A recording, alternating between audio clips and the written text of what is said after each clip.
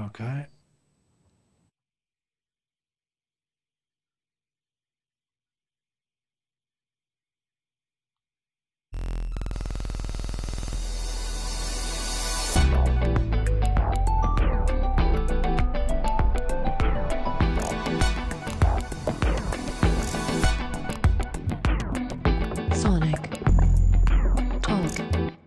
Hello and welcome to another episode of Sonic Talk. You are watching live, if you're watching live, that is today, 29th of July 2015.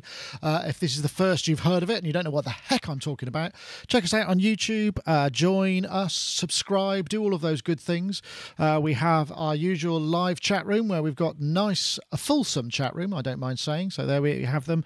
We've also got our sponsors, iZotope, who will be announcing the winner of last week's giveaway for Trash 2 and also giving another copy away. So if you stay tuned for that, you'll be able to see what's going on. But we're going to go to our guests now. I'm going to start in reverse order. Start with Gaz, who's there in Bristol. Gaz Williams, of course, professional bass player, music producer, technologist, those things. Been very busy, I understand it, Gaz. Yeah, lots and lots of projects on the go, so which is great. Not an awful lot of time for anything else, though. Well, thank you for making time for us. It's appreciated. I'm sure you probably a bit of free-form gassing. You know, always good for the soul, I feel. Anyway, Gaz, thank you very much for joining us. And also we have Mr. Mark Tinley over there in Glastonbury, where Mark is a sound artist, creative thinker, and a guitarist, by the looks of things, and man of many hats. Oh, one of these things now as well. What the heck is that? It's called the Strum. It's a bit like a stylophone, but... It's like a stylophone. It's like a cross between a stylophone and an omnichord, and I would play it to you, but it's refusing to accept... The MIDI's not getting in for some reason. Oh, I know. Oh, God. Yeah, of course. Okay. All right, well, thank you. Anyway, yeah, new purchase. Very cool toy, actually. Very cool. They're on eBay. Okay, I'll check that out. Thank you very much, Mark. And, of course, we have Mr. David Spears, as his mother would call him, GeForce Software. There in the GeForce Synth Cave, where he's probably responsible for the meteoric price hike in analog synthesizers, because he basically owns all of them. It's like somebody who's stockpiling gold. He's stockpiling vintage electronics. How are you, Dave? I'm all right, thanks. Yes. Good. It's not quite. No, actually, yeah, no, I'll go along with that. That sounds good. You haven't got quite everything. Oh, something's happening in the background there. And, of course, we also have Mr. Corey Banks, B-Boy Tech Report. Corey, it's been such a long time since we've had you on. It's so great to see you. How are you? I'm good, man. It's good to be here. What's up, everybody? Lots of things are up. First of all, Corey, you've been working on the site. I noticed if you haven't checked out B-Boy Tech Report, I'll just flip a little bit of web action there. Corey's got a rather handsome new look, and looks like you're selling stuff as well. Bream Volume 1, nice. Oh yeah. The Bream project. It's an acronym, like Wu-Tang's Cream. Beats rule everything around me. Okay. It's a cool compilation of a lot of beat makers, a lot of guys from the UK. I think there's one guy from China maybe, and a lot of guys from the US. So we just kind of all got together, and it was just a compilation of dope beat makers that I've come across, and it's doing pretty well. So is that like I'll probably do another compilation one for the second album, anniversary. Right? Compilation. It is. It's a compilation album. Oh, well, that's interesting. That might take us on to a little bit of extra. Anyway, for those of you who don't know, B-Boy Tech Report is... How would you describe B-Boy Tech Report? I'll let you do it because I always flounder.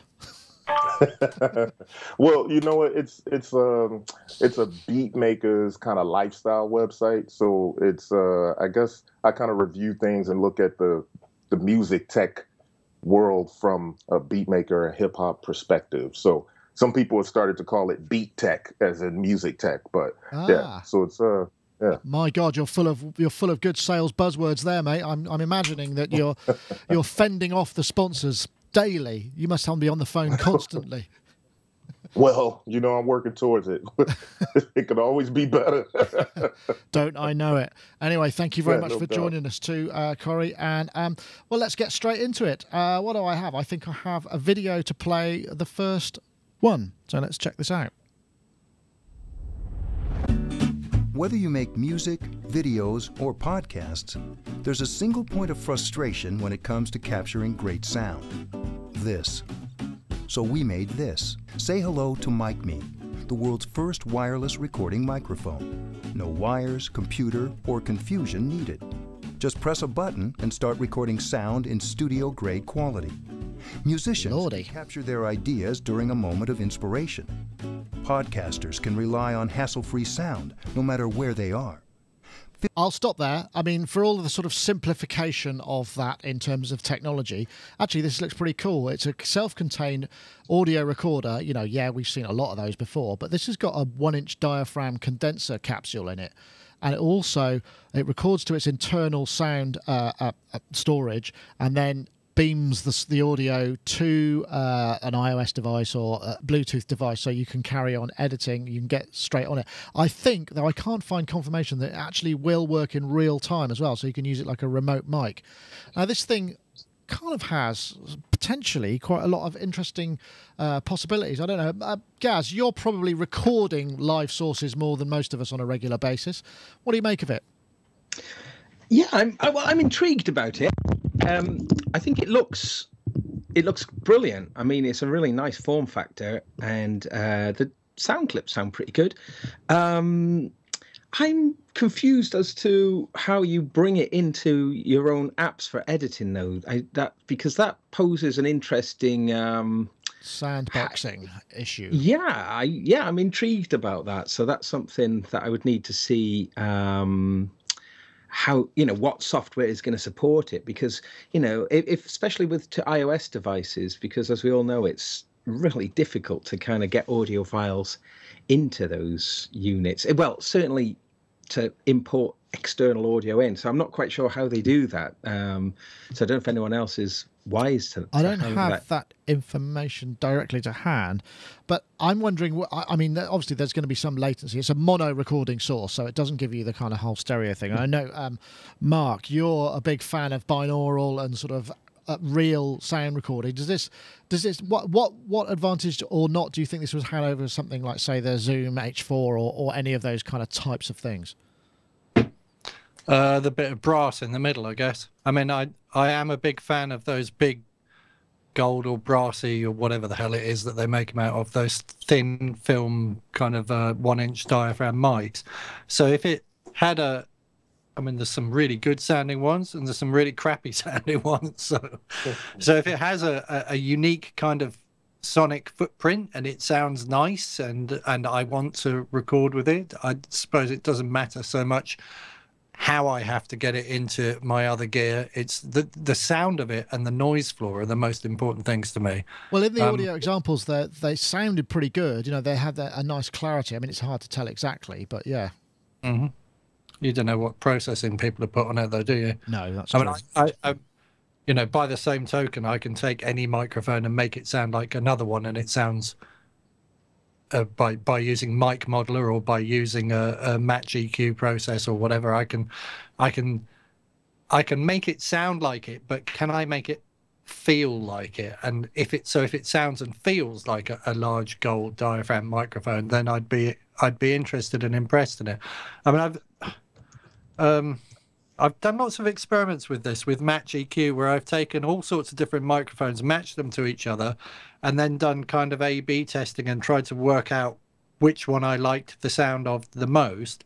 And although on face value, when I match a microphone to another microphone and I listen to the two, it's almost indistinguishable in terms of the sound. There's something about the feel of a recording that's done originally with a really expensive microphone that's just different.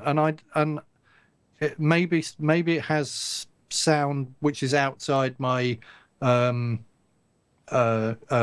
conscious perception of hearing, but my body feels it somehow or something. So maybe the performance is different. Yeah, I suppose it could be that the dynamics might be different, maybe. But yeah, I suppose so. I know, Corey. Sorry, Mark. Yeah, sorry, I'd need to hear. Yeah, I think that's fair enough. Looks like it's going to be about $199. The Kickstarter campaign. In fact, they've got it's an Indiegogo campaign, yet another one. They actually raised $307,000. So there's obviously a desire for it. You got a hankering, Corey? Yeah, actually, I think I might want to check it out. I mean, lately I've been experimenting with, got them right over here, the iRig Mic Studio and the Apple G1. just recording directly into the iPad and just being away from the studio and kind of getting some good recordings, or getting some pretty decent recordings from what I can see. Now, I'm actually pretty surprised that a lot of these mics, and I don't know how that one will be as a Bluetooth mic, but I'm pretty surprised at some of them, because they get some pretty good audio quality, especially for a project studio. I mean, but I've been in $1 million studios where you wouldn't believe some of the stuff that guys are like, no, I don't want to use that. I want to use the one that I'm used to, whatever they bring in. So, I mean, I'm interested in it, but I don't know if I see that replacing any really good quality studio microphone. I mean, it could bridge the gap for traveling, or if you're just kind of doing some mobile kind of recording and stuff, or maybe if you just want a simple setup. But it's probably perfect for podcasting, I imagine. Yeah, I mean, I think that what they pitch for, it just sits on the table. If I bring the website up here, sits on the table. It's got a mode where what you do is you plug in, you press and hold the button, and gives you and sing for a few seconds, or make your sound source, and it sort of auto gains it and makes it kind of do its thing. But and I'm sure there are probably ways. I think there are ways of tinkering with the sound afterwards. I think the app allows you to do other stuff too. But I mean, I guess the thing is they're pitching it as to just simplify it all, which is not a bad thing. Do you think, Dave, or do you think we need some complexity? Let's have a bit more complexity, perhaps. I don't know. I mean, I quite like this. I do Instagram clips like every day, so I'll be noodling around on the synth and be like, and I'll put them up on the GeForce Instagram page, and they're just those 14-second bit of fun. But the audio quality on my iPhone drives me insane. So I can have some amazing texture that I've built up, and I think, I'll just give everybody a little snippet of that. Yeah. And of course, by the time I up it to Instagram, it's like, oh, that sounds horrible. So I've always been kind of like, something really simple that I could sit right by the speaker or something. Yeah, that's true. I mean, one of the things you can do, and this is something we discovered, is if you get one of those leads, which is like a three-pole stereo, which has usually got component video and left and right audio, and you plug that into your phone, and you stick maybe like a pad in it and then a decent mic. I mean, I know this is getting a little bit complicated, but you can get pretty good sounding quality video into your iPhone, or certainly into your Android device. Mark, I just like the idea of pushing that. Hold on a sec. Sorry. I'm going to disagree with you about the iPhone microphone, because I think the iPhone microphone's really good. Oh. And when I was playing around with those match EQ things, one of the mics that I was testing against the other ones was the iPhone mic. And I think it's got to be the encoding process, whatever encoding process you're going through when it uploads it, that messes the sound up more than anything else. Because I've got really, really good results with my iPhone mic. Is that with close miking or far miking, though? Yeah, not more than a meter, I suppose. Yeah, I think that's the difference, because obviously where you've got your video source, if you're pointing at, I guess, Dave, if you're not necessarily pointing it at the speaker. Maybe what you need. I'm pointing it at the synth or something. Yeah, but what you need. What you need is a remote speaker that you can bring to where the video is and point the speaker at the synth. So think about it the other way round. Have you? Well, can you get the website? Hold on, who's that? Gaz? Yeah. Can you get the website up? Because there's a necklace. It's the most peculiar thing I've ever seen for a pro audio device. If you scroll right down to the bottom of the Indiegogo page, there's all sorts of stands, including this kind of weird sci-fi necklace. I think you go right down. That one? Yeah, and if you go down, there's a picture of a woman wearing it a little bit lower down. Keep going. Down. Okay, I'm coming. I'm getting there. It's just the most peculiar thing, and it's $600. Oh, there we go. There it is. Wow! And it comes with the crown and that weird necklace. It's a peculiar thing. That is a bit curious. Yes, I'm not quite sure what's going on there. A good spot there. This is an incredibly long project page. Darling, I got you this for Christmas. What do you think? How do you think that'll go down well? Corey, what do you think? Will your other half appreciate something like this? She can record all the arguments you have after you give it to her. Like this is not gold plated. There's no diamond in the middle or nothing. This is not going to work for me. Here we go. It's we got a bit closer up. It's got a USB connection for recording and charging. So I'm guessing you can use it as a remote, not a remote, but as a mic directly in. Headphone out to connect to DSLR. Power battery indicator, all of those things. And oh yeah, capsule is 1-inch gold-plated true condenser, cardioid 20 to 20. Signal to noise is 78. That's not. I don't know if is that good. That doesn't sound very good. Usually good. I mean, for a mic it might be good, I suppose. I don't know what it is in terms of, but for lines and mic amps you want sort of 90, 95, 98, don't you? I would have thought something along those lines. So I don't know what the noise floor is going to be like. It'll last 4 hours, apparently. What I notice about these necklaces is that only one person in the world has one. So that was a perk, and they were selling 5 of them, and only one person's claimed it. So there's one person out there, one unique person with the necklace. That's it. That music technology bling. I like the sound of that. Anyway, just about the signal to noise. I'm just checking out a Neumann U87. It's saying signal to noise is between 68, 71, 69. I'm not sure why. Okay. Or up to 79, 82, 80. I don't know why the three. That might. Oh, I see. For omnidirectional, cardioid, or figure 8, they've got different noise. So it's comparable then. Oh, that's good. I take it all back. I am deeply sorry that I may have cast aspersions on your microphone necklace. There. I think that the whole thing's finished. I think they're looking to launch, it says here, January 2016, which I'm guessing is going to be NAMM. They're going to be wanting to make that big thing. So yeah, I mean, I guess... Sorry. Can we get them to send us a whole load of them and we'll test them? We could all use them for the podcast. We could do a sonic test, yeah, and use them for the podcast. Yeah, how about that? I'll get my business development officer onto it. Excellent. Right, what's next? Yeah. That's this one. More modular business. This is the Owl Modular, based on a pedal design that's basically allows you to. This one's got USB. I think the pedal has MIDI, but allows you to fire in various C code snippets and get it to do whatever you want. But this one's got a lot of extra CV control, so you can do other things with it.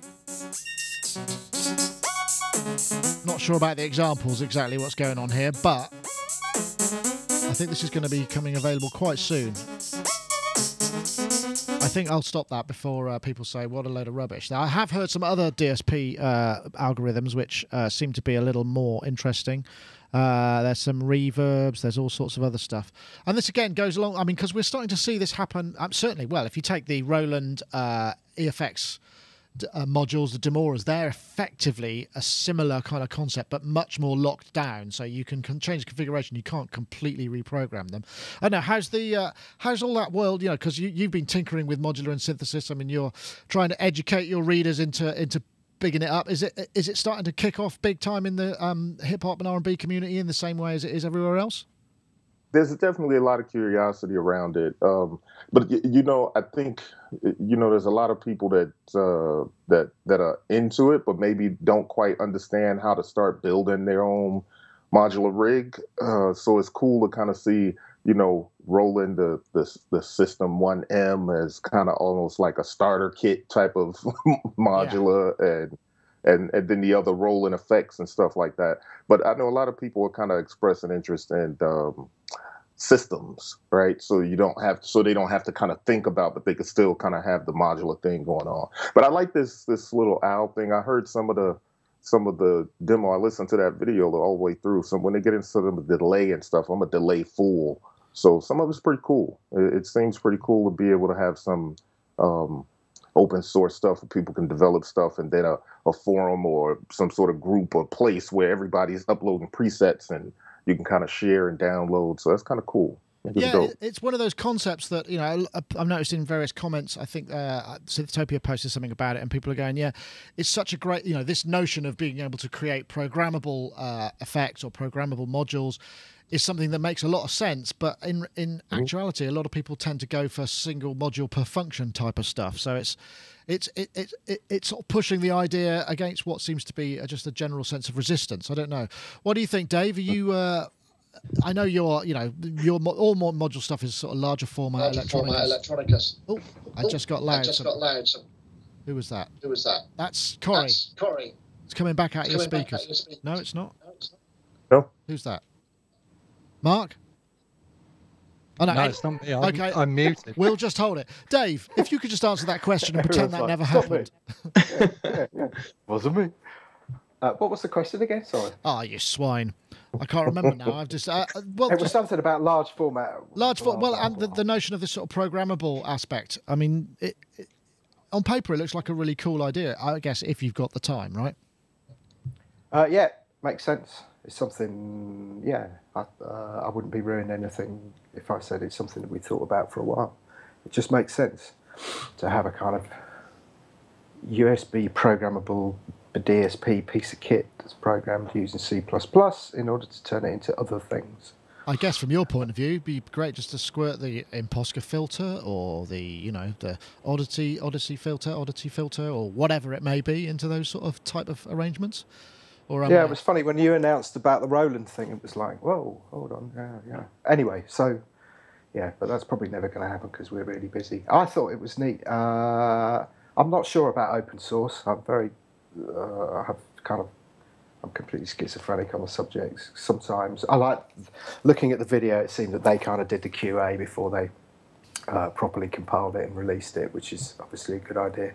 Sometimes open source has a habit of turning into a nightmare from all sorts of contamination issues. I liked the fact that one of them was called, his surname was Clang, which I thought was pretty cool. And then I looked at their email address.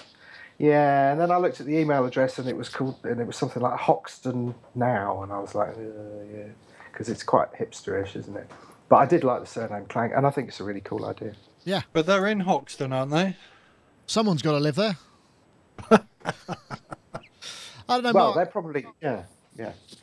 Does this sort of thing appeal to you? Because I mean, you're a tinkerer, right? I mean, you've got a history of circuit bending. I mean, does this sort of thing kind of float? Well, yes and no.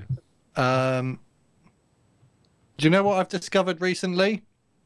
No. That thing up there. The guitar. I've discovered that I'm a guitarist, and I'd forgotten that I was a guitarist. I played it for about 4 or 5 years, and then somebody gave me a synthesizer when I was about 20. And for the last 32 years, the guitar's been kind of leaning against various walls in my studio, and I've kind of gone like, oh, hang on a minute. Oh, yeah, the guitar. That's quite cool. I've made another discovery as well. I installed a fresh version of Yosemite on my Mac, and then I noticed that it has this program with it called GarageBand, and I thought, oh, what does that do? I mean, obviously I've seen it before in the past. Loaded it up, started playing the guitar through it, and I'm like, wow, the guitar amps in there are awesome, and the drumming, there's a new drummer in the latest version of GarageBand, which is awesome. And actually, if I just load GarageBand up and let it throw up a drum beat and I start playing, suddenly I'm making music. I love this thing. And if I buy one and I sit down in front of it, I'm going to start trying to learn C++, and I'll be doing that for the next 2 years. And, you know, if you say, "Are you a musician?" Well, and so my answer to that is always, I go, well, yeah, sort of. And then people go, well, what do you play? And I go, well, I mean, I don't really. I kind of like, I type numbers into a computer and make music with computers. And they go, oh, that's really cool. Which it is, but they're two different things, aren't they? Yeah, and that's true. I think if you bring those two worlds together, one of them either enhances the other one or detracts from it. And the simplicity of GarageBand at the moment for me is looking at that, I noticed that enhances my world of being a musician. So if this was implemented in a simple way, which meant that I could grab a box, turn knobs around, stamp on things, and interesting things would happen, or if maybe like the Raspberry Pi, I could just stick another SD card in it and then it would do something else. So I bought one thing that had multiple functionality, which is why I bought an Atari ST in the first place, because I was like, oh, I could make my record covers on that, and I can like type letters to my mum, and I can like do all my sequencing, and oh, isn't this good? It's a money-saving device, right? So if it had that kind of functionality, I'm like, oh, I've got, and maybe I have 2 stomp boxes, and I just plug different SD cards in to make them do different things. Yeah, maybe that's... If I don't have to do anything clever with it, and I just get to play and I get to make weird sound, then I'd love it. If it's complicated to program, then I'm not so sure. So that's where I'd like to see. And then I followed a link to this Music Hackspace, which is on their website. So these guys met together. The OWL team met at London Music Hackspace. I clicked on that to find out what that was, and that looks really like my cup of tea, but it's not my I'm a guitarist cup of tea. It's That's more, my I like soldering things and doing weird stuff. It's 2 different worlds, isn't it? So it's how they marry those worlds that is going to decide whether or not it's success or failure. Gaz, you're a fan of pedals. Yeah, I am. I've been checking out the OWL pedal now. I'm assuming that the same sort of technology in both. Yeah. So they'll be able to run the same code. I'm assuming. Yeah, I would imagine so.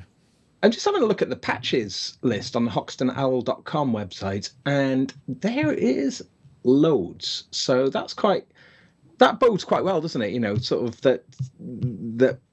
I mean, gosh, yeah. I'm looking. Yeah, there's lots and lots and lots. Oh yeah. Yeah. So that's that makes it quite an interesting thing, you know, because these ideas they're really, you know, they stand and fall by just how well supported they are, and just but the open source idea of it is really cool in that essentially it could last, you know. I suppose so. It's a question, but I think, as Mark says, it's a question of how if there was a way of creating patches that didn't involve learning how to code in C++, then you might stand a better. Yeah, but looking at this library, there's a deep, there's a massive selection. So certainly, gosh, I'm just looking through it, thinking this is quite interesting. So I think the pedal is slightly cheaper, about £250. The rack, $319, I believe, is the rack. Of course, as you did allude to it, the Roland new IRA modules do have a similar kind of idea. Obviously, not open source, but certainly in terms of the reprogrammability. And from all reports, everybody who's got those Roland things are absolutely raving about them. Now they're out in the wild. So, I guess, similar idea. They must, the OWL people must have been a bit gutted when Roland announced that. Well, they've got the ability to create a lovely iOS or OS front end that means that you just drag and drop and pull patch cables, which makes things a lot more straightforward and a lot easier to use. But yeah, but yes. I think it's something that you can pre-order now. I think that you have to go to somewhere called Rebel Tech and check it out. Okay, I think what we'll do now is we'll have a word from our sponsors. What do you think, sponsors? Pipe up. Ah, yes. iZotope and their Trash 2, of course. Distort in ways you've never dreamed of with the Trash module. 60+ distortion algorithms, perfect for transforming your sound into something you've never heard before. You can design your own unique distortions, multiband from massive, mild to everything in between with customizable multiband wave shaper. You can let your tracks inhabit any space with the new Convolve module. Choose from over 100 impulse resources or load impulse responses, or load your own to put your bass in a washing machine or whatever. And find a new voice, make your audio speak and growl with 2 redesigned filter modules, each one featuring new valve formant filters, screaming peaks, node modulations and more. Start trashing your audio immediately with an extensive new preset library and an ear-friendly limiter that ensures you can play without fear. So as with all iZotope stuff, you can go to iZotope.com/trash2 and you get a 10-day download free demo where you can try it out and see whether or not it's something that you would like to try out. It's definitely the sort of secret weapon of quite a lot of people, and certainly Trash 1 was very highly regarded, so Trash 2 is going to be something even more special. Of course, we have been running a competition Last week we asked you to tweet out, what did we ask you to tweet out? Transform Audio and Trash2 to @SonicState and @iZotope Inc. And that was, gave us a winner. We have a winner. The chap is called Paul Meredith, and his Twitter handle is @Paulo the Drummer, which is one word, @Paulo the Drummer. If you're listening or watching, please do get in touch and we'll instruct the iZotope Fairy to deposit Trash2 in your inbox so you can enjoy it fully free, fully functioning. So thanks for entering the competition. Of course, as with is now becoming, well, traditional, we are running another competition this week, and what we're asking you to do, you need to be on Twitter again. You need to tweet out the hashtag mashup.audio and trash2, two separate hashtags, mashup audio, one word, to @SonicState and @iZotope Inc. If you're watching the video version, this is what you need to tweet, but you can add additional comments. We like to encourage you to do that because we always like to see what you've got to say about the podcast and about iZotope, and I know they monitor it, so please do all of that stuff. So once again, hashtag mashup audio, hashtag trash2 to @SonicState and @iZotope Inc. And that's a Twitter thing. You'll need to be on Twitter to enter the competition. And we do thank iZotope for their continued sponsorship of the show. Thank you very much. Okay. So, yeah, can I just talk about this thing before we move on? Oh yes, I know people were The interested. Strum, because I've worked out how to make it work. Excellent. So this is an open source software project as well, but it's but there's hardware kits available, so it does much the same as what an Omnichord does. You press the button, and you get chords, right? Okay. And then you can strum it. Is it just does it output MIDI, or has it got sound in it as well? No, it outputs MIDI. So you plug it in your MIDI stuff, you choose whatever sound you want from your computer. There's all different plates that go on the surface of it. So I can put, so on the front of it, there's that kind of strum panel, but that turns over and there's sort of different ones like this, or they're all like double-sided. So I've got 6 different ways of strumming it, which is quite nice. I don't know what that does because I haven't tried it yet. Wow.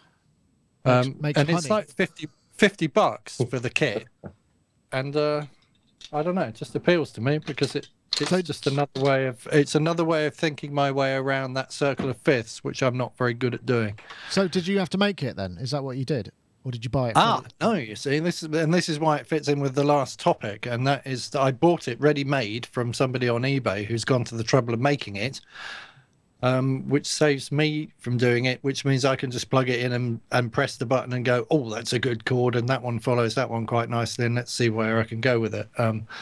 Which I still, I mean, I've got various different iApps that are meant to do that, and I still haven't really got that whole, you know, making chords by pressing one finger thing working on the iApp in the way I wanted it to.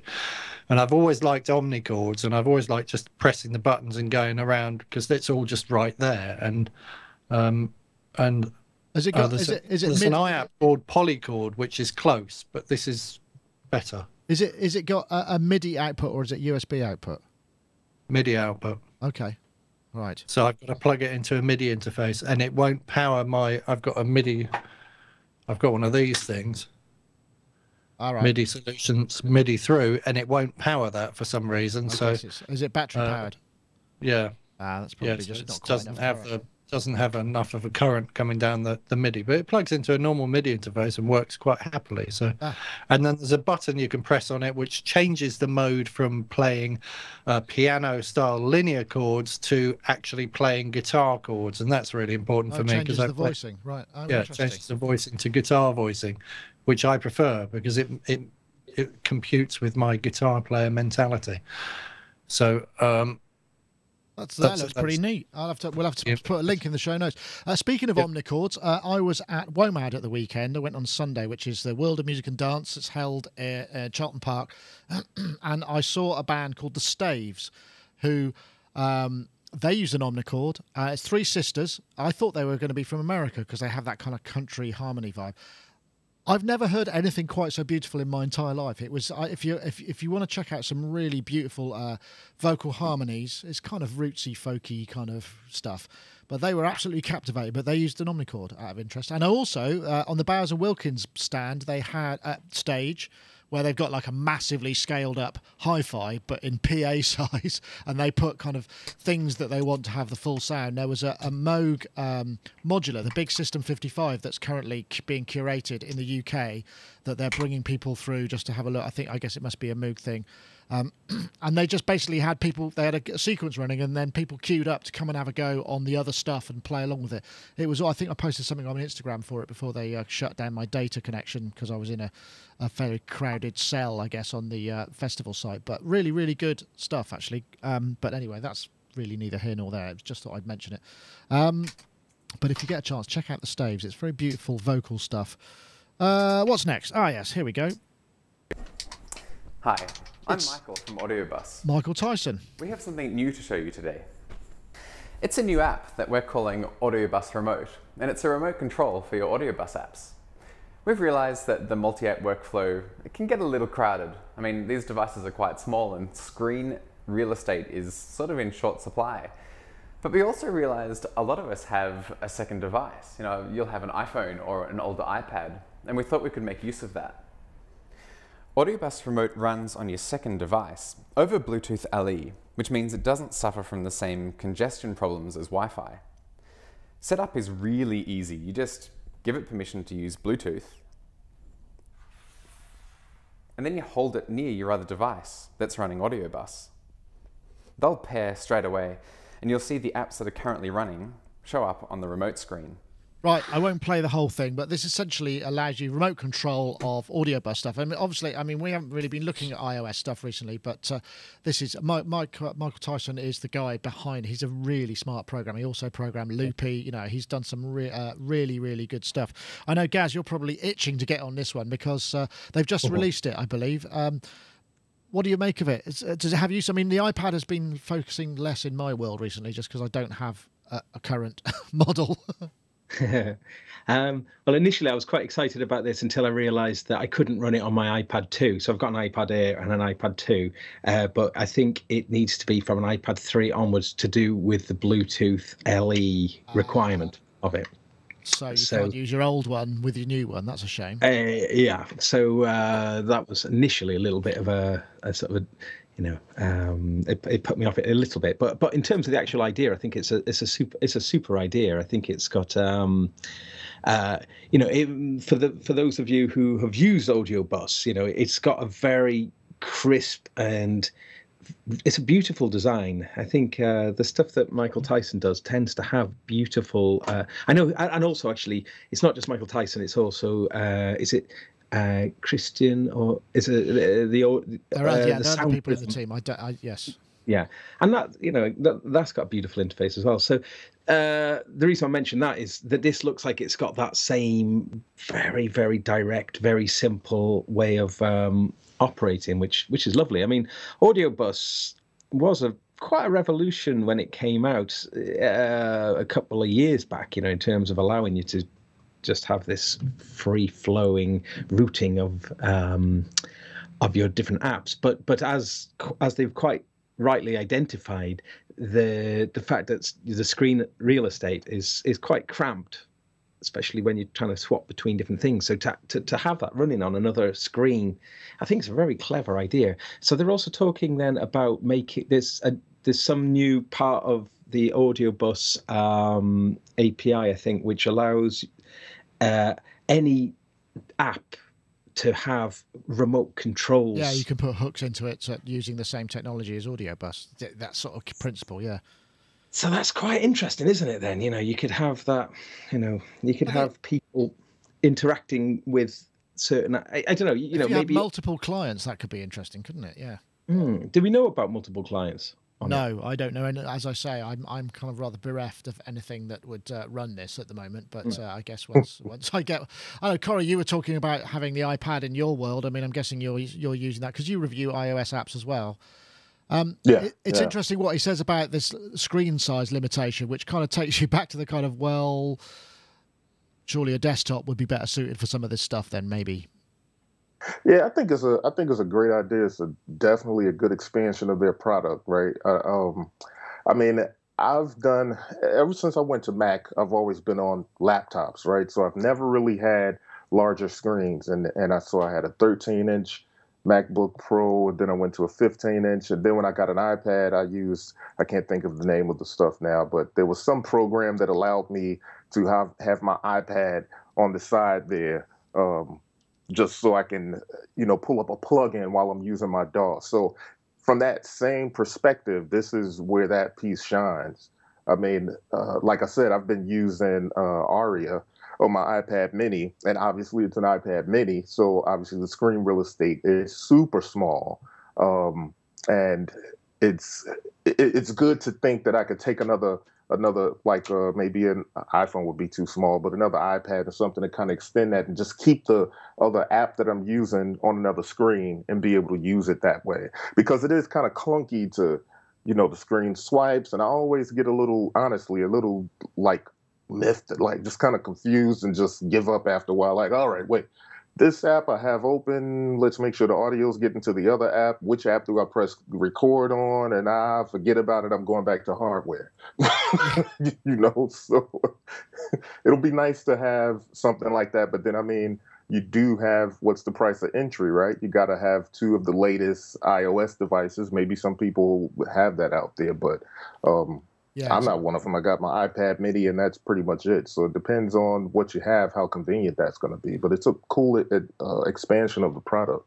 Yeah, definitely. Dave, I know we've talked to you about the whole iOS kind of apps thing before, and you're you're not really inhabiting that world yourself, but it does rather. It is rather a subset, shall we say, of the iPad onlys. I guess, if you've got an iPhone 5 and something else, you might be able to do it, because it needs 8 point. Let me see what the notes say. It said you need 8.3 and an iPad 3 and up. I guess it might run on his phone. That's the minimum, is it? I believe so. It's a shame, isn't it? Because if it went back, do you remember that Steinberg program that allowed you to kind of do stuff on old computers? Remember, you could kind of hook your nice new modern shiny computer up and then network them all up. Well, nodes, yeah, it was processing like, nodes. Yeah, I think Logic did that as well, didn't they? Logic did it as well. It's kind of what I thought when I saw this. I was like, oh, cool, you can use your old. And then I was like, oh, no, it doesn't appear that you can use your old. So, yeah, kind of counts me out. Ah, oh well. Mark, any thoughts? I mean, it's sort of a screen, isn't it? That. Yes, kind of, yeah. I mean, I suppose. I mean, it just means that you can put some buttons somewhere else, right, other than on the screen that you're using, which is clever. But I wonder why you couldn't just use. Go on. I wonder why you couldn't just use a MIDI controller for that functionality. Just hook that up. Well, okay. Well, here's another thing. Why don't you use something like Team Viewer, and then drag a chunk of or have a chunk of your screen from your visual screen on the iPad. It seems like it's doing that. I mean, I chuckled really when he said it uses Bluetooth LE and you just put the devices next to each other and they talk to each other. And I was thinking, of all the Bluetooth things I've got in my house, I've never ever had that as an experience with Bluetooth. I've always had like, why is this thing not bloody working? Turn it off, turn it back on. Oh no, and that one's seen it now, but this one's not seen it. Why is this thing not bloody working? Turn it off, turn it back on. And I mean, even with the simplest of Bluetooth connections, I always find that's almost the worst way of connecting devices in my house. And I've never really had any issues with Wi-Fi. So, show me really honestly show me a Bluetooth device that I can put next to another Bluetooth device and they'll just go and talk to each other and I'll be impressed. But so far I've yet to see that with any of the things I've got. So and then once you've got it connected, they don't always reconnect the next time, and it seems to need to be rebooted more often than other things that I've got, and that might just be my bad luck. And maybe this guy's found a way around that, but it's not something I would. I'm not going to jump to Bluetooth as a way of controlling things just yet, because I've got other ways of doing it, which I think are more efficient. I think I can concur that. I mean, maybe there's something about the new Bluetooth system that is more efficient, but I bought a Bluetooth speaker in my house so that my partner could just play music on the iPad and it would work. It never works. No matter how close you get to it, it always cuts out. It always it's never an efficient way. I said to Gina, like, we've got this thing. All you've got to do is call it up on your phone, and you know, you'll have your Bluetooth connection there. And she's like, can't I just have a wire that I can plug into the phone? I'm like, no, you don't want to do it like that. It's so cool to be able to walk around with it, and you don't need to worry about the wire. Well, can't I just put my phone down there and just plug it in? Yeah. So in the back of our hi-fi, we've got like a 3.5mm jack coming out. She plugs it into her phone, and then she plays music. It works brilliantly. Yeah. No messing around with all of that stuff. She's like, oh, that's your domain, all that trying to make things talk to other things and shouting at them. Yeah. So, well, that's what happens to me. Yeah. And I think I'm just going to get a long wire. In fact, I probably Sonos. Yeah. Well, that's Wi-Fi. Yeah, long wire. Sonos is Wi-Fi. Oh, I'd like to try Sonos. Yeah. It's amazing. What's Sonos though? It's pricey Wi-Fi speakers, but they are good. But they're good. From what it's like my modular module habit. How many have you got? Just one more, because you can say, oh, I want this to be a centre speaker, and then you can say, oh, I want it to be a left, and then I can go and buy another right. So it does have a habit of audio crack again, isn't it? Yeah, same sort of deal everywhere. Okay, well, that's that. I think it's available now, $4.99 in the App Store, if that's your kind of thing and you've got those sort of things going on. This is something I've been looking forward to as well. Just gives me an excuse to play the Assault on Precinct 13 John Carpenter theme, which, as we know, is a classic electronic music soundtrack. And this really all came about because we created a little bit of fun, which was rank your favourite synth movie soundtrack. I'll put that there, and you can have a look. This was and we put in a bunch in there, and interestingly enough, that Blade Runner, what a bunch of pedestrians we are, came to #1 so far, 150 votes or so.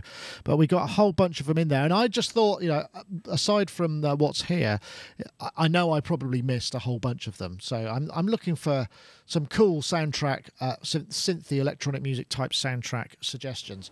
I'm going to start with you, Dave, because you have a load of synthesizers behind your head. And I think that you have to put that influence to good use. I don't know. That was interesting, this list. In fact, from my perspective, I watched that. I'm going to annoy everybody because I'm going to call it Ex Machina because it's spelt like machine, not machina, like all the trendy people say. I watched that the other night, and all the way through it, I was thinking, I didn't know that Jeff Barrow contributed to the sound design and the score. And all the way through it, I was going, this is bloody great. We need more soundtracks like this, and we need more sound design like this. So at the minute, that probably comes top. 11th in our list, I'm afraid. Yeah, I mean, I've got to say, as boring as it sounds, and what's strange is that I was never the biggest Frank Ellis fan back in the day, and yet when I saw Blade Runner, I was in a slightly altered state, we could say. Often the case of the time. Yeah, and it was just magnificent. And then he wouldn't release that soundtrack, would he? There was a long period of time No, that's where right. It didn't come out until the 90s, did it? Or the late 80s? Yeah. We had all these kind of strange copycat versions of it floating around, and I think that probably fueled this desire to kind of, I really want to go and hit. And I've got like every cut of that film, you know, the director's cut, the super edition director's cut, the extra super duper edition director's cut, that and Brazil. Yeah, you know, that and Brazil and one other film I probably rank right up in my faves. But it's just there, and I watched it again recently, and there's that moment at the beginning where the CS80. I think what makes a really brilliant soundtrack is this perfect synergy of organic and synthetic, and I was given that as a brief by a certain Mr. Gabriel, actually, when I did that stuff with him. Confuse the listener as to whether it's synthetic or organic. So you've got that kind of little build-up at the beginning with the twinkly stuff and whatnot. And then the CS comes in as you see that pyramid in Blade Runner. And it's definitely, it's a goosebump moment, and it still is. It really is. Yeah. And being fortunate enough to own a CS, it's like, he really does make that instrument sing. It's in a way, it's a kind of real travesty that he doesn't still use it. In fact, there's that brilliant BBC documentary, wasn't it? It was like a BBC 4 thing about how soundtracks, the history of soundtracks in the movie. Because things like The Birds, for example, The Birds, that was the mixed Chartonium and stuff like that with Oscar Sala and whatnot. You know, it's got this huge history, and it was a brilliant program. And then obviously when they went to interview Frank or Van, he wasn't using the CS8, and I was like, anyway, yeah. No, so sorry, I can't really add too much. Well, no, I do like everything that Rick Smith does. I loved Sunshine, and I loved Trance, and I loved there was an Anthony Minghella thing that they did. I loved, and it's obligatory that I plug everything he does anyway. So it's the law. Yes, absolutely. I don't know. I'm thinking. I don't know whether or not that the same list would be compiled if it was done by yourself or, you know, somebody from the other side of the pond, whether the same kind of things would get. I guess most Hollywood movies are made, generally speaking, in the States. Is there anything that you kind of would say was a classic, Corey? You know, the thing that stands out in my mind is the Chariots of Fire thing. I mean, when you hear that, it's probably one of the most classic things or themes or songs or soundtracks that you could ever. I mean, I never even thought of it as any sort of electronic. I mean, pardon my ignorance, but until I saw the BBC documentary a little while back where it was, I guess, the history of synths in soundtracks or movies or whatever it was. Until I saw that and I saw the guy in there playing, I was like, oh, okay, so it's a synth of some sort, but it sounds. But then that goes back to, you know, 80s or whenever it was, 70s. There's some point when the biggest thing about a synth was that people wanted to recreate acoustic instruments, right? So, but I mean, just the melody of that, dun, dun, dun, dun, dun, dun, it's the most familiar thing. But I think if I had to look at that list that you had, and I made a note, I really dig this Merry Christmas, Mr. Lawrence. It's pretty dope. Yeah, I can listen to that over and over. Mr. Sakamoto. Nice. He's again another person that's really good at orchestrating with synthesizers as well. It's interesting you mentioned Chariots of Fire. It means I can mention my gag about the local taxi cab company that should be called Chariots of Hire, which I think would be somebody's got to use. I've never seen it, and I really think, and they could have like that playing in the background on the hold music when you ring them up, or something like that. Perfect. But interestingly, I went over to some time back. I went to visit Dickie Chappell, who's Gabriel's kind of studio guy. He's the guy who you know, runs the sessions and does all the technology and many other things besides. And he was saying that allegedly the soundtrack to Chariots of Fire, the whole sort of main theme, was just improvised on a piano on the first way through, and then it was added to after that by Vangelis. And he's obviously got something about him that enables him to capture what he's seeing emotionally and output it in a kind of relevant musical sense. And that obviously is a skill, whether you're using synths or not. Gaz? Obviously, you should, well, you're doing a soundtrack, but it's not on there yet. When it's released. Yes. Yeah, so actually that's interesting. We're using lots of synths, as I mentioned last week, in that particular soundtrack, and there is something very gratifying, hands-on controls of a synthesizer and just morphing the sound whilst watching the image and trying to really kind of, you know, channel the emotion of what you're feeling from the imagery through the synthesizers.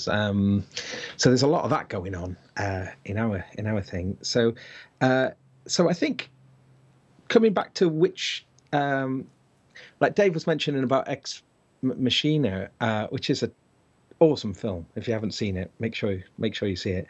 And what's quite nice about the soundtrack in that is I think that's got a similar thing going on, that although there is music there is just a lot of just sound manipulation as the soundtrack, as opposed to, you know, like the Vangelis more orchestrated scores.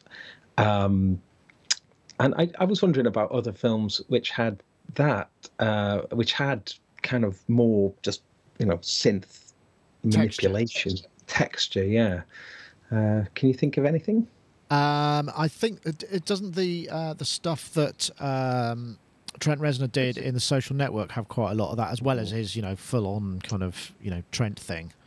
I'm fairly sure there's probably a bunch of that stuff in there. And I think Not Inception.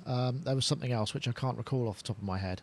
But there are. I mean, there's also, what is it? The Listener. What's the one with that sort of 70s classic film with the guy who does? He's an audio specialist and he has to put mics in. It's Gene Hackman, and he's a real sort of nerdy guy. And a lot of the soundtracks to that is really quite sort of hard to listen to, but it's all made up of sort of room tone and ambient noise and stuff. And that one, I think that actually won an Oscar for its soundtrack, if I recall. I should have put that in there, but I guess it's not very synthy. It's not so musical, perhaps. But yeah, I think there obviously are lots and lots of them, but by the very nature of it, you tend to not remember because there's no hook, there's no melodic hook to hang your memory of it on, I suppose. So it's a different feeling of it, I suppose. I know, Mark. What do you think? What do I think? You haven't got any of mine on there. Ah, okay. What ones you did or ones you like? No, ones I like. Oh, I'm not. No, I don't think I'm arrogant enough to suggest that any of mine would have any chance in any moment of ending up on this list. But no. So an obvious one. Well, I'm just going to pick two, okay? Otherwise, I'll be here all day. So an obvious one, which I think you've missed, is the soundtrack from Diva, which is by Vladimir Kozma. And you will remember the bong, down, down, down, down, down, down, piano piece from one of the adverts in the 80s. But that's got also really lovely use of subtle kind of delay effects, and then the film itself has lots of kind of like synths doing whoa kind of and big kind of filter sweep things, which sound to me like a JX8P, I think. And I just like it. It's really atmospheric and really just really well thought out and subtle, and not like, it's not like big overkill kind of synth stuff, but it's like kind of use of synthesizers, exactly that. But use of synthesizers to support opera and more classical sounds. So that's my film nomination. Okay. And then for television, I don't know if anybody's, and probably the Americans won't have seen this, but in Britain there's a TV series called Utopia, and the music for that is just absolutely brilliant. It's outstanding. And that's by a guy called Cristobal Tapia de Vere, and I probably pronounced that completely wrong. And the moment I realised that soundtrack was available, I bought that soundtrack and I listened to it because it's so clever. It's so clever. I wish I'd done it myself. Brilliant. Yeah, it's brilliant. Yeah. Wow. Okay, this is really interesting. It's got lots of kind of found sounds, vocal sounds, and snippets. It's had 500,000 hits on YouTube, so I'm guessing it's probably. I mean, I think the thing that he's done, which nobody would ever do, because you just think it wasn't the right thing to do, but he just seems to have naturally done it, is he sampled bits of the dialogue and then spat them back into the music in really interesting ways. So you hear the characters' lines from the TV series coming back in through the music, and you think, whoa, okay. It sort of seems like it wouldn't work to do it, but because the music's very kind of bit stream and sampled and cut up and kind of glitchy, for want of a better word, it works really well. Really well. Well, thanks for that. I'm going to have to check out the Utopia soundtrack. That looks really, really good. Well, if you haven't watched the series, I highly recommend you watch the series because it's very surreal and really brilliant, actually. Okay, we'll definitely check that out. I'm going to finish on... I've got time probably for one more topic, and I think it's going to be this. It would be if it would play. Maybe I didn't put it in there. Oh, here we go. Synthesized sounds and imaginary worlds have inspired musicians worldwide for nearly a century. Bizarre. In the 1970s, the electronic drum machine found its way into the public mind, and by the early 80s, like a cross between Carl Sagan and some kind of shampoo ad. This is Heartbeat is the new 8-channel Softube Heartbeat synth that pays homage to this pursuit of exciting percussive sounds by electronic means. However, Softube Heartbeat also takes this legacy to another level by adding new creative ingredients. Here's Christopher and Oscar. That looks like a Valley People Keepex gate. Little. Corey, have you had a chance to check this out? I'm guessing Beats, B-Boy Tech Report from a beat maker's point of view. I'm sorry if that seems kind of completely obvious that you might have heard of it or come across it, but have you? And if so, what do you think? Yeah, well, I've checked it. I mean, I haven't used it, but I've checked it out. But I got to say, there are so many drum machines and so many software programs that are emulating classic drum machines. And then now, I mean, obviously, Roland even reintroduced their 808 and 909 or whatever it is. But so long story short, no, I haven't checked it out personally, but I think it's it's cool. It's almost like it's the obligatory plugin that you have to design if you're in that market, I guess, right? Kind of, hey, there's a market share, I may as well get a piece of it. But I guess when you're doing something like that, I'd like to see what makes it different, what makes it stand out. And obviously that doesn't use samples, it's drum synthesis, and it has a couple of different things. I guess it has some special effects or something called auto machine or something. Yeah, well, I think it automates layering and a kind of auto layer machine comes in, which let me see what that says. It says has 4 channels that can be used to layer sounds or trigger a chain of events, and can be used to create new sound textures or create automatic fill patterns in up to 4 steps. That's the kind of thing that we're going for. So it's got a little bit of extra, I guess, AI or whatever it may be in there. I'm not quite sure what's going on there, but it's interesting, isn't it, that it almost feels like with all of this hardware that's coming out, the notion of kind of doing things in software feels somehow quite retro, even though obviously it's not. It's really cutting edge. It's quite curious, isn't it? It's quite odd, that. Dave, you've got some actual drum machines. I mean, before that, I know you're a big fan of Stylus RMX, which has, in many ways, some similarities because of the level of design and stuff that you can do. I mean, obviously, that's designed more perhaps for real drums, but if you're not using a drum machine, in a physical one where you are, what is it you're using for those kind of electronic sounds? If I'm not using a real drum machine, a real drum machine, a drum kit. I've done a deal at I can't say who it is because it's somebody kind of mega famous, but I've just done a deal with this local guy who's got a studio, and he has a drum kit. He is a drummer, and he has a drum kit permanently set up, beautifully mic'd, and so we've swapped days. So it's like I can go into his room and just reposition a few drums and record myself playing all day. Well, in fact, we've done a 2-day trade, and then he's going to come in here. And the only disadvantage is, of course, is that he has to sit in the control room and record my drum playing, which as a drummer, as a proper professional, very high-end drummer, I'd imagine that's going to be pretty painful for him. And then vice versa, I've got to be in this room to set up the sounds. That anyway, it's going to be really interesting. I'm definitely looking forward to it, because sitting there actually getting that kind of feedback from air moving when you hit those skins is totally different to anything. Anyway, that's completely by the by. Softube makes some pretty cool stuff, though, don't they? Yeah, I like their stuff. This does look interesting.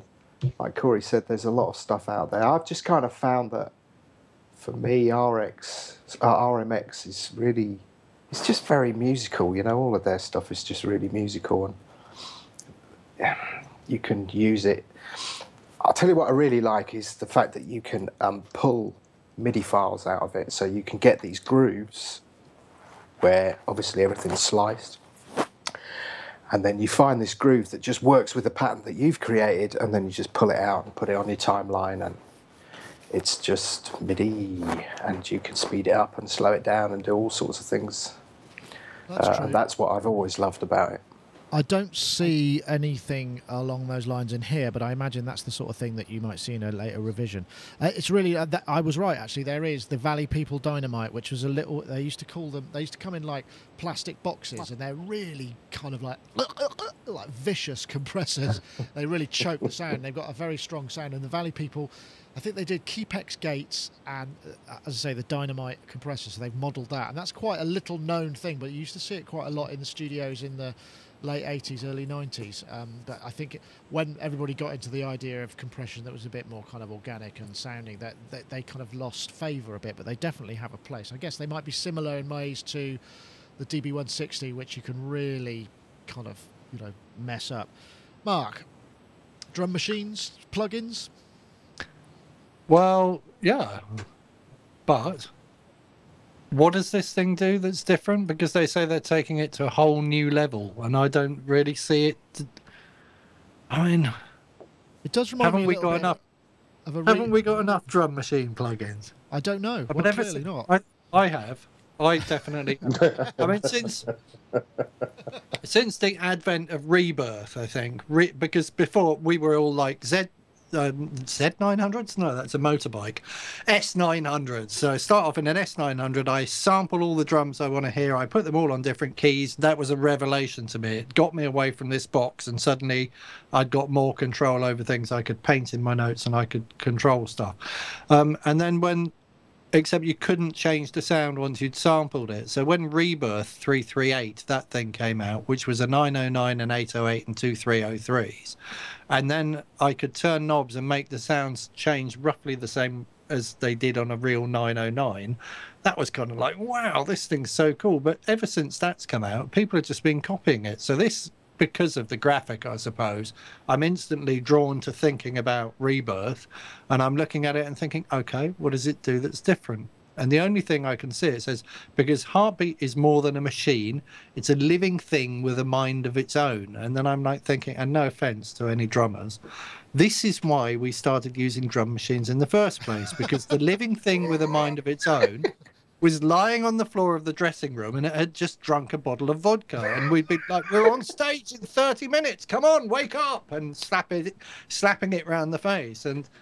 And actually, the particular drummer I was in a band with, I'm amazed he's still alive, actually, but he is.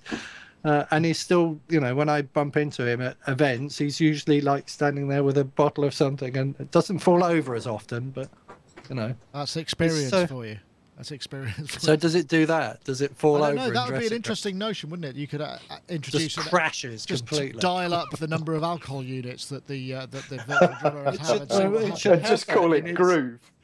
Swing. It'll take your beats to unexpected places. The knob will be called hammered. Yeah, nice. Yeah. Good concept. I don't know, Gaz, what do you think? I mean, I don't know how you create your beats necessarily, but is there room in your life? I mean, as we know, Softube stuff, some of their plugins do sound extremely nice. So there is. They do. So I'm thinking that's the killer feature of this is going to be the sound. It's just going to sound great. All Softube stuff sounds great. It really sounds, it's got like a tangible thickness to the sound. All the Softube stuff I've ever used, I'm really impressed with. So, you know, I think, okay, it might not be the absolute most original thing we've ever seen. I mean, I'm certainly interested in the chaos aspects of it. You know, I love the idea that the chaos, I'm sure, you know, is going to put weird fills and chaos elements into it, which those kind of things are always quite interesting. But I just know it would sound really, really good. And I know that, you know, once you get using it, it would probably put to shame a lot of other things out there. So I'd imagine. Oh, I mean, this is the chaos. I'm guessing that's changing the sound in real time. It's quite hard to get past the, you know, the banging techno aspect, which, you know, we've all heard that before, I suppose, in many ways. Yeah. But, you know, I something would be amazing, wouldn't it? A BeatStep Pro plugged into that. That would be a great combo, I think, you know, because the BeatStep Pro has got this quite cool drum layering mode. So I'd imagine, you know, you'd have, you know, that would give, like, I don't know, Machine or Arturia Spark a good run for its money then, I think. But, you know, looks nice, though. I do think it looks nice. It's very... It does look very Reason-like, doesn't it? It does look Reason-like, yeah. But I do think the layout is lovely. Is it a rack extension of it as well? Is that on the cards? I don't know. Let me have a look. This is what it looks like. Oh, that's not what it looks like. It's this that it looks like. It doesn't look like trash. So yeah, that has that aspect to it. But I couldn't say. We actually have, we've got someone looking at it, I think, over the next couple of weeks. So hopefully we'll have a bit more of an in-depth review. We can kind of take it into that zone and see where it goes. But I think it's $219. Comes in all the usual, with all the usual, VST, VST3 audio units and AAX native, so you get all of those, as with a lot of this stuff, and it doesn't require a dongle, which I know some of the other Softube products have had, so that's got to be a good thing in many ways. Hooray! Hooray! Yeah, everybody's is pleased. Yeah. I wouldn't say they're all smiling, but you know, they're not as disappointed. They don't look as down as usual. Oh. Right. Dongles the drag. Dongles the drag. Right. Well, I think that probably brings us to the end of our little conversation. I want to say thank you very much to everybody for joining us, and also thank you to iZotope for sponsoring the show. I'll get that out of the way now. Remember, if you want to enter the competition, get on Twitter, tweet the hashtag #MashupAudio, one word, and hashtag trash2 with a 2 on the end, to @SonicState and @iZotope Inc. with a Z. And also add some extra comments, and you could win a copy of Trash 2. But for now, we're going to call it a day. We're going to say goodbye to all our attendees. We'll say, Gaz, thank you very much for joining us with your lovely, is that a Fender Jazzmaster? Headstock? Fender Jazz. Fender Jazz. Yeah, I just because this one is the one that's got the it's got the US, it's got the MIDI. Yeah, so. I'm using this for a project at the moment, so I'm just back into the old programming realm again. But yeah, I've decided I'm going to use it for the Holy Mountain soundtrack now. So one thing that's quite nice is because there's buttons on the control here, I can advance through patches just by pressing the buttons, and that makes things a little easier, I'd imagine. Yeah, it does. I mean, because unless you miss it, and then you got to go all the way around again. No, because you can go up and down, so it's easy. But I've got it switching in banks now, so the banks are in banks of 3. So on the GR55 on the floor, I've got for each song I've got 3 patches, so it's quite nice. And I'm just getting all that set up at the moment, because like with this particular show, I'm playing all these different, I'm playing theremin, and I'm playing synth, and I'm playing various other, I'm 2 synths as well, and I was using my big pedal board and having to just go on my hands and knees and change patches a lot. Yeah. So by putting it back into the GR55, that's going to save me some job, because we've just got 37 cues, I think, of different. Wow. So what was that new thing you talked about a couple of weeks ago? Another GR thing, a Roland GR thing that doesn't need a 300 polyphonic. It's the Boss SY300. Yes. Yeah. Has anyone tried that yet? Not yet. It's supposed to have a single wire, just takes the audio from the jack and can apparently extract and perform polyphonically, though no demos really. And MIDI, right? It can spit MIDI out or not? Yes, I believe so. But nobody's really seen a convincing example of polyphonic operation of that just yet. But I'm sure if we give it in the right hands, it will probably do what it needs to do. But, well, I want to have one, so in my wrong hands, it needs to do what it's supposed to do as well. Well, there you go. Well, that brings me nicely to you, Mark, because I want to say thank you very much for joining us this week as well. And you're very welcome. You're very welcome. I'm going to go and write some songs with Strum now. Yeah, good plan. I think I've only got major chords, minor chords, and sevenths, though. I suppose that's enough, isn't it, to write a song? It's getting dangerously jazzy there, Mark. I've got all 12 of those, yeah. Well, have fun, and once again, yes, thank you very much for joining us. You're very welcome. So, Mr. Dave Spears over there in Spearsland in GeForce HQ with the you can see his qualifications right behind him, right there. Thank you for joining us, Dave. I'm sure you've got many things to be getting on with by the sounds of things. I'm still in research mode. No, I'm in janitor mode at the minute. And then, if I get everything kind of cleaned up and nicely tidied, then next week I can move into even more experimental mode, which is going to be painful. Yeah, but it could be a What's that wasted month's scratchy work. noise? I think it's your mic, Dave, on your shirt.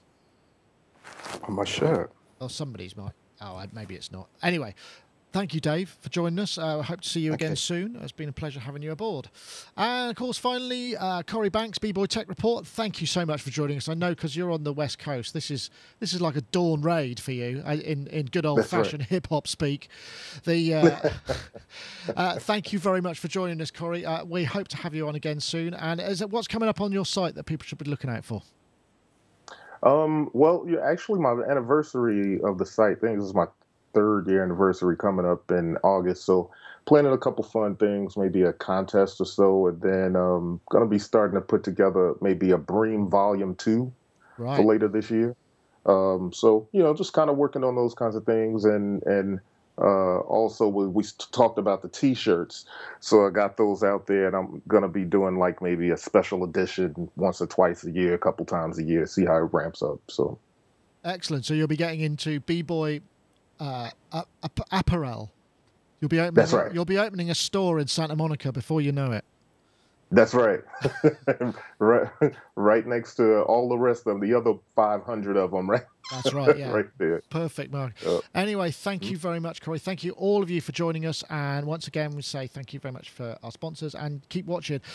We've got a couple of things coming up. I've got the Boomstar modules, which I've got ready to publish soon. We've also got part 2 of the JDXA. I know people have been asking in the chat room what happened to that. I have reviewed it. I'm just sending it out. I'm just sending it back to Roland just so that I can verify that perhaps some of the things that I didn't like about it are true, rather than